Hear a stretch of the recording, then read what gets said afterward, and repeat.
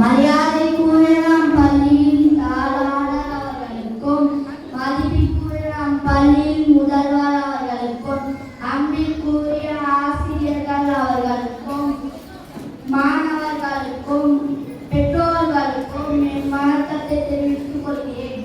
இன்று நான் நோயேமந்த் என்ற தலைப்பில் பேச வந்துள்ளேன். நோயற்ற வாழ்வே குறையற்ற செல்வம் என்பது பழமொழி. உடல் ஆரோக்கியம் தான் மற்ற எல்லா செல்வங்களை விடவும் சிறந்தது. நோயற்ற வாழ்வினை வாழ உணவு மிகவும் முக்கியம். எனவே மனிதர்களாகி நாம் உணவிற்கு அதிக முக்கியத்துவம் கொடுக்க வேண்டிய அவசியம். உணவே மருந்து என்று நாம் நிலைக்கு மருந்தே உணவு என்ற நிலைக்கு தள்ளப்பட்டுள்ளோம். உணவே மருந்து என்றே சொல்லிக் கொடுத்த சித்தர்கள் நம் முன்னோர்கள். நோன்பு தீர்ந்தால் 100 வயது, ஆனால் நாம் 40 வயது திரும்பதை பலர்களுக்கு ஆளாகிறோம். கேழ்வரகையும் கம்பையும் சின்னையும் உண்டு வயல்வெளிகளில் நாள் முழுவதும் உழைத்து ஆரோக்கியமாய் வாழ்ந்தவர்கள் நம் முன்னோர்கள்.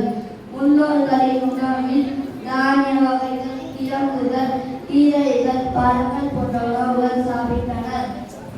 இன்றைய சூழலில் அனைவருமே உடலுக்கு தீங்கு தரக்கூடிய துரித உணவை பெரும் விரும்பி சாப்பிடுகிறார்கள். புற்றுநோய், மன அழுத்தம், உடல் பெருமன் போன்ற நோய்கள் அதிக அளவில் ஏற்பட நமது உணவு பழக்கமே காரணமாகும். நமது பாரம்பரிய உணவை விளைவு இன்று 3 வேளை உணவு பெரும்பாலானவர்களுக்கு மறந்துவிடுவதுதான். இதனால் உணவுகளில் போன்ற பல மருந்துகளை சாப்பிட்டனர். அவர்களின் வாழ்வும் மந்து ஒன்று விடுகிறது.